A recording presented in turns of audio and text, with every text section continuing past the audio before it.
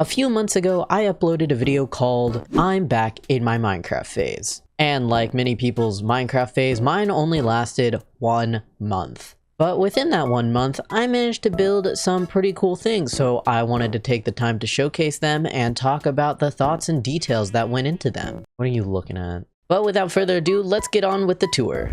So, welcome to the entrance to my base. As you can see, there's a nice little staircase going up, and it's currently unfinished because I need to finish the main platform to figure out how the rest of it will go, but you can kind of see the general idea of the crops and the staircase, and on your right, you can see a nice little bench underneath a tree, and when it's nighttime, you can see the fireflies, and you can just sit down and have a nice time sitting under the tree with the fallen leaves and the fireflies, and it's just such a nice little space that I really like. And if you're curious on this is just where I put extra seeds and it goes into the composter to make me bone meal, so nothing too crazy. But as we get up here, this is the main platform that I still need to figure out what I want to look like. This I will talk about at the end because it's the last thing that I built, and I'm going in order of what I've built first to last. So if you're curious, you can just stay to the end of the video. But moving on, welcome to my base.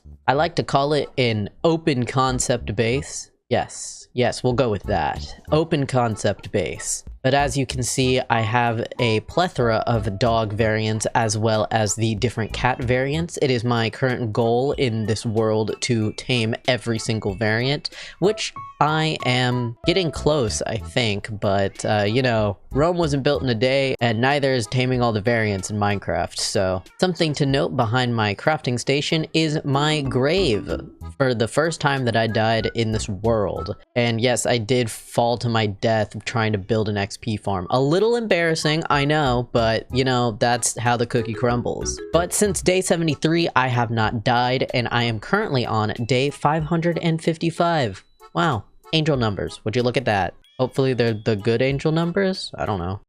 But since then, I have not died again, so I've only died once in this world. And just to show you the receipts and proof, here you go. Number of deaths, 1.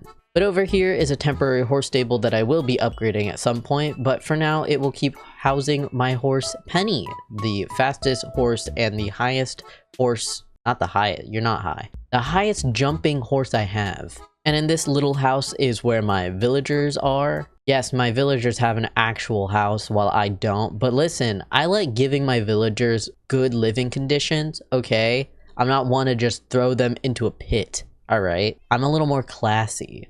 Okay, I know that the inside is very lackluster, but hey, at least they have a house, you know? But this is where I keep my villagers for now. I plan on moving them and relocating them to different structures that I build around the world, but right now they're just gonna sit here. And if you're curious about my villagers, I have Mending, Unbreaking 3, and Thorns 3. I'm hoping to get every single enchantment from the Librarian villager so I can have, like, infinite enchantments. But that's basically it for my really cool base that I have, that after 500 days, there's definitely a base here. So let's move on to the horse stable. Instead of horse stable, I should have called it my hort stable. Get it? Because it's a hort, and then that's supposed to be a horse face. I hope you can understand that's a horse face. But welcome to my hort stable. It actually used to be a giant mountain that I proceeded to dig out, and here we are with a built horse stable. So here you are coming in with a little pathway that leads all to the horse stable itself. I need you to use your imagination. That's supposed to be another horse face. I hope you can kind of see what I was going for. Like, these are the eyes, those are the ears. You just use your imagination, okay? That is the best that I can do. Going on in, this is the inside of the stable. I actually did some research on what horse stables look like, so I can kind of have a semi-realistic build, or at least rooted in realism, where I was doing my best. As you can see, I have all my horses labeled with their stats, and if they have a child, I also labeled the child so I remember. Now you're gonna see this around my builds a lot, and it's these fallen leaves, but here I made them look like dirt or maybe mud, or you could either think of it like horse poop if you really want to be that creative. And I have fallen leaves on the outside as well to kind of act as like hoof tracks, or maybe more dirt that had been thrown around from the horse running on the pathway. But as you look around the horse stable, there's a lot of hay bales for the horse to eat out of, and it's kind of supposed to represent the real life thing that hay bales are kept in. I don't know. I did like actual research in how horse stables exist, and so I was doing my best to kind of keep it realistic, but still within the creativity of Minecraft. So as you can see, this is a water trough, so the horses can drink water, obviously. And next to the stable is a little track with hurdles, so I can measure how high my horses can jump, because I wanted to incorporate this within the design without having just random blocks scattered to test how high my horses can jump. But my horse Penny can actually clear this 4-block high jump, which is very, very nice. Thank you, Penny. But the last thing I have here is my horse speed tester. It's very simplistic. All you do is run down this track and sticks fall into a hopper, and it's not the most accurate design, but it works for me, and that's all that matters. So you do the math, this is 68, do the conversion, and you probably get like 11.01 or something. So yeah, very easy horse speed tester if you want to build this in your world, but I really like it. It's very convenient, and I like knowing how fast my horses are going, because I do want to get the fastest and highest jumping horse I can possibly get in Minecraft, so that's a current work in progress. But that's about it for the horse stable. Nothing more besides an open field that my horses, mules, and donkeys can roam and eat as much grass as they want, and nothing more. Though, quick note, because this was completely coincidental, if I actually put my horses in the stable itself, their pathing AI thinks that they can get out of this window, which they can't, so in turn they just start looking out the window, which I did not account for at all. Like, I just built the design of the wall and that just happened, which I'm very happy about. So if I were to put every single horse in their stall, they would all just be looking out the window, which would be really cute. Now we can move on to the next build, which is my sugarcane farm, or I like to call it my sugar mill. Welcome to the outside of my sugar mill. As you can see, there's a water wheel out here because it's supposed to power the machine inside that turns the sugarcane to paper and sugar. And I will say I am very proud about this water wheel design. I workshopped it for a very long time, and I did take inspiration from this other water wheel tutorial, but I did tweak the design to make it fit for the vision that I specifically wanted, and I'm very happy about it. But this is the actual front of the sugar mill itself, and if you are a fan of Over the Garden Wall, you might recognize this as the mill from the show, which you are correct. I did quite literally pull up a picture of it and just recreate it in Minecraft, because when I wanted to build a sugar mill, this is what I thought of. Also, shout out to Artist Plays Minecraft for this building technique. I'm not sure how to explain it, but if you notice, they're just 2 stairs stacked on top of each other, and it's supposed to give this 3D effect where it looks like the top of the stairs are jutting out more.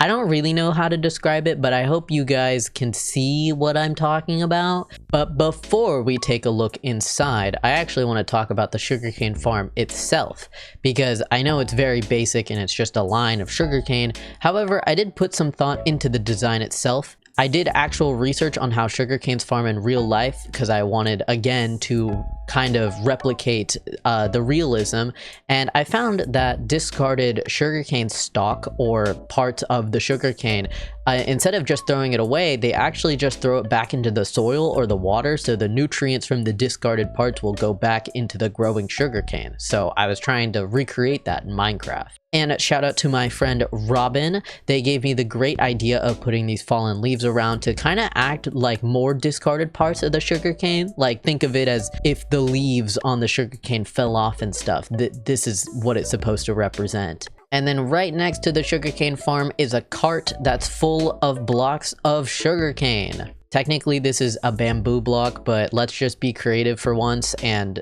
I mean, they look pretty similar, right? So you can kind of just think that this is just blocks of sugarcane that they load on the cart, and then when they need to process it, they'll use the mule Charlie to haul the cart over. And I know that this kind of looks like a cartoonishly large cart compared to the mule, but you know, that's just how it goes, and I'm just gonna leave it like that. Now we can finally move on to the inside of the sugar mill itself. So I have this little patio so I can let the villagers still come outside for a little bit but not have them run off. So I have my cartographers living here because sugarcane makes paper and paper makes maps, so I thought it was only fitting.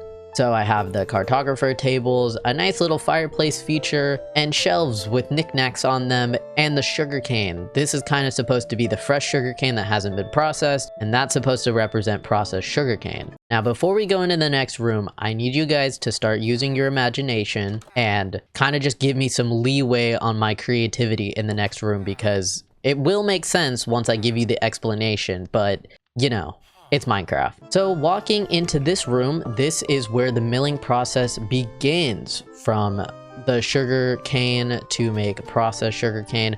Now again, I actually did research to try and replicate how the process works in real life, but you know, being in Minecraft, you can only do so much. So I'm gonna have to explain it to you. So the idea is that the unprocessed sugarcane gets loaded up onto this, and then it slides on to this while it's getting heated up, because I think you need heat to help break down parts of the sugarcane. I don't really know. I remember this like months ago when I originally built it, but it's slipping my mind.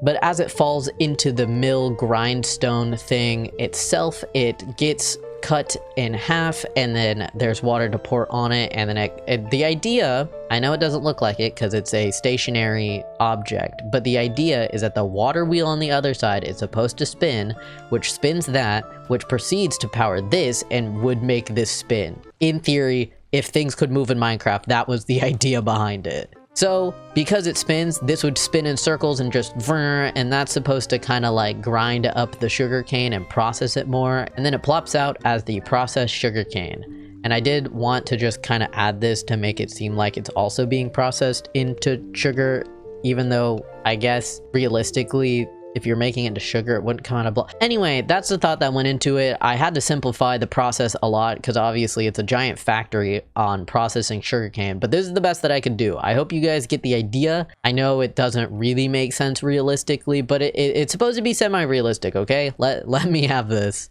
And then over here we have this little bookcase, and behind the actual staircase is this iron door. Now, when I was building the sugar mill, I completely forgot that this little cave was down here, and if you go down here, there's actually a zombie spawner, which I need to turn into an XP farm. But this was literally unplanned. Like, coincidentally, I just so happened to build and dig into this, and now I have an entrance to a zombie farm. And I think coincidentally it kind of fits because I use these blue lanterns in the build to kind of give this mill kind of that creepy vibe, and so I like that there's a zombie spawner in the basement basically.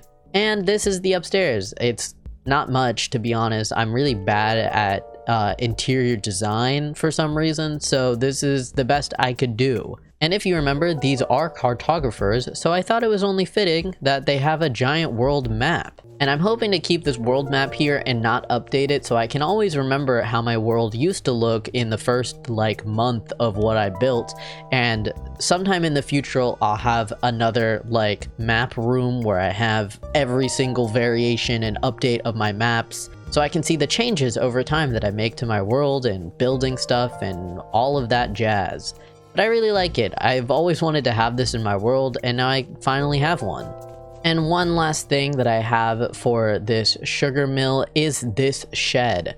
And if you notice, the building style is different, and that's just because I'm lazy and I wanted to build however I wanted rather than keeping the style, so let me live, okay? But inside, it is both a storage and tool shed. So inside you have tools for farming sugarcane and breaking down blocks and whatever else you need. And then you have storage for the wood that was used in the build. And then if you remember, in the milling process, these two things were used, so I thought it would just be appropriate to add them in the storage shed, so if something ever breaks down and they need a replacement, well, they have them in the shed.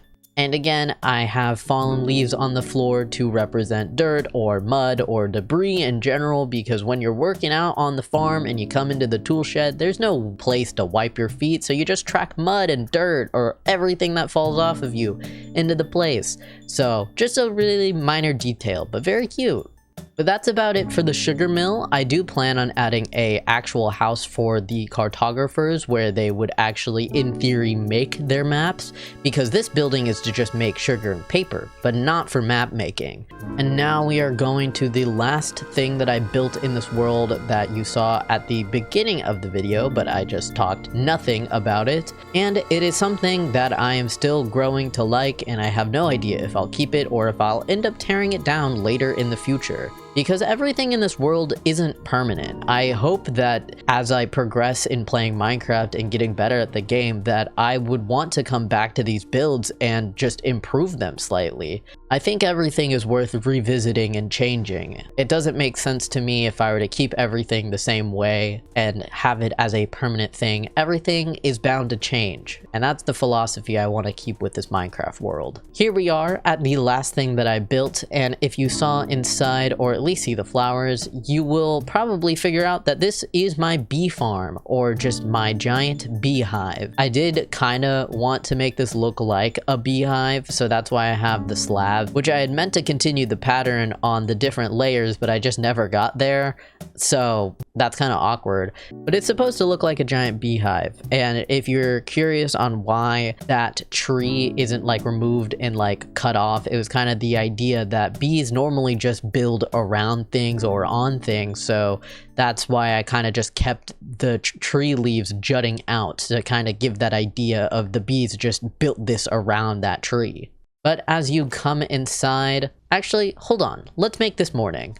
There we are. I only thought it'd be more fitting that you can see all the bees going to work and getting all the pollen, but man, I have a lot of honey I need to collect. But inside here, these are all where the bees stay. I do plan on adding more inside of this, but so far it is barren as I'm still creating ideas. But one of my ideas is collecting a lot of honey blocks and just spreading them all around the top and everywhere so you can see honey like dripping down the sides. Maybe build some custom flowers or something inside as well, since there's a lot of height that I can utilize. But that's about it for the bee farm. There's not much else to really show off besides that I just have a lot of bees and I need a lot of honey to actually decorate the place. And that's what I managed to get built in 1 month. I know that it might seem like I should have built more in 1 month, but trust me, digging out that mountain took a lot of time, and the amount of thought and planning and research that I put into my builds as well took a lot of time. If you couldn't tell, I'm a person that puts care into each and every block that I place and make sure that each block has meaning. Even though it might seem a bit tedious to other people, for me, it brings a story together. It brings life to my world, and I really enjoy it. I love the smaller details of things and stuff like that. My goal for the rest of this world is to keep bringing that love of story to everything that I build and make sure that everything has a reason for existing. And the other goal, as I mentioned before, is to constantly change things and improve things. I don't want this horse stable to look the same in 20 years. I hope I'd come back and try and rebuild it or add some more details. Or if I learn how to do block palettes and block gradients, then I could add a block gradient to my sugar mill, stuff like that. Overall, I really enjoy my world and I'm very happy with the builds that I've created so far, and hopefully I will get back into Minecraft and build the rest of the ideas that I have, because trust me, I have plenty ideas for this world. I just need the creativity and passion to come back for me to continue building. Also, building is like really hard in Minecraft, I won't lie. Like it's so hard. But with that, I hope you guys enjoyed the video and I will see you all on the flip side. Peace out.